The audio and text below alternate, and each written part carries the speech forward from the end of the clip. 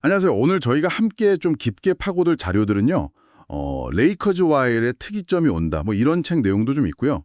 빠르게 발전하는 기술, 특히 우리 삶에 미칠 영향들 이런 흥미로운 내용들을 좀 담고 있습니다. 네, 맞습니다. 그래서 뭐 생명 연장, AI, 생명공학 같이 미래를 바꿀 만한 그런 핵심 기술들을 한번 제대로 이해해 보는 게 이번 시간 목표입니다. 같이 한번 들어가 볼까요? 네, 좋습니다.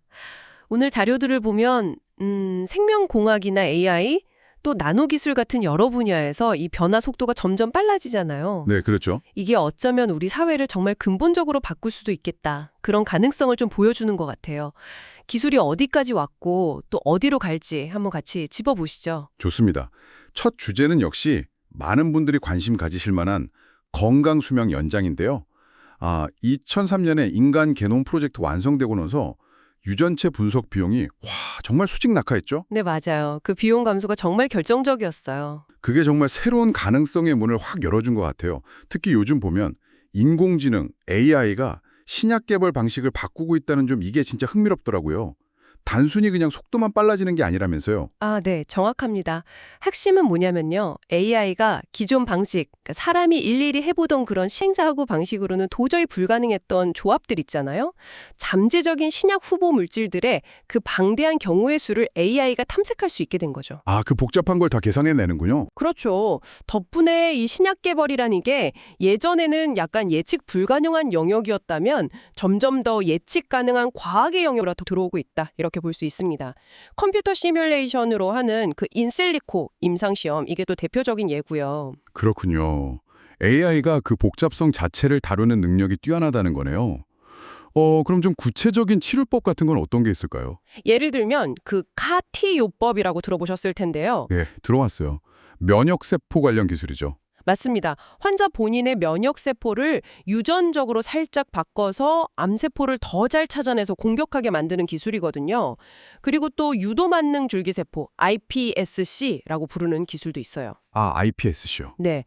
이건 뭐냐면 우리 성인의 일반 세포를 마치 배아줄기 세포처럼요. 어떤 종류의 세포로든 변할 수 있는 그런 초기 상태로 되돌리는 거예요.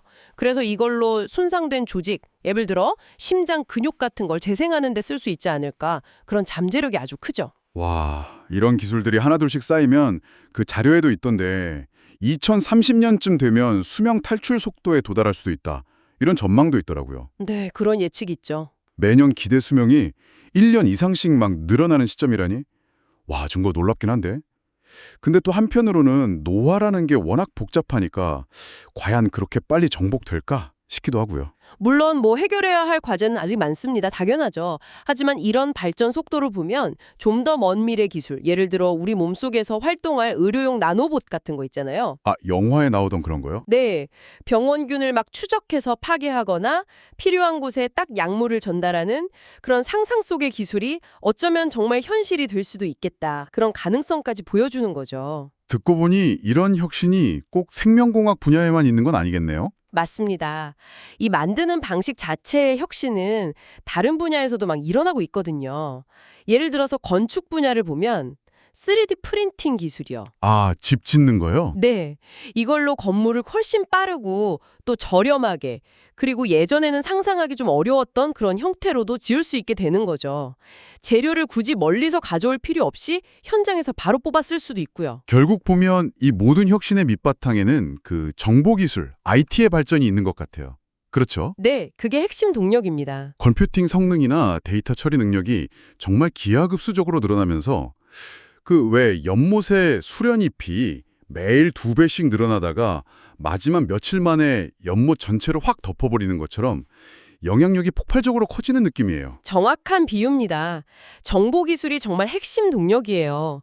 생물학이든 뭐 재료과학이든 본질적으로 이게 다 정보 처리 문제로 바뀌면서 컴퓨팅 파워로 해결할 수 있는 영역이 점점 넓어지는 거죠.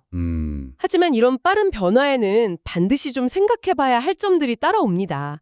예를 들어서 방대한 개인 생체 데이터가 클라우드 같은 곳에 막 저장되잖아요. 네, 그렇죠. 편리하긴 한데. 네, 그러면서 프라이버시 침해나 혹시 모를 데이터 오용 위험 같은 게 커질 수 있고요.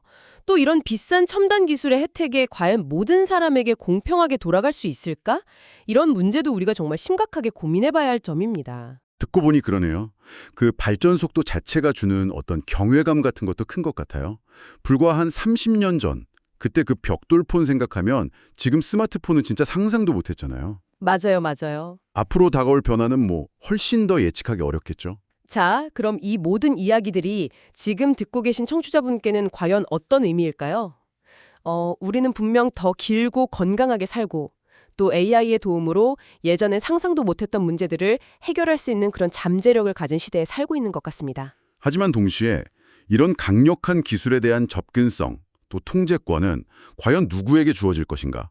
그리고 더 나아가서 우리 생명 자체가 프로그래밍 가능한 대상이 될 때 인간이라는 존재의 의미는 과연 무엇인가?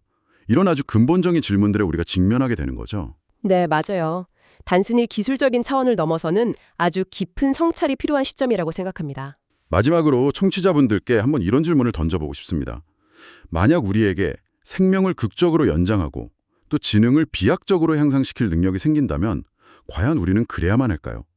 심지어 죽음이라는 것조차 선택 가능한 옵션이 된다면 어떨까요? 참 어려운 질문이죠. 네, 이 강력한 도구들을 손에 쥐게 될 텐데 이걸 가지고 우리는 어떤 미래를 만들고 싶은지 한 번쯤 생각해 보시면 좋겠습니다.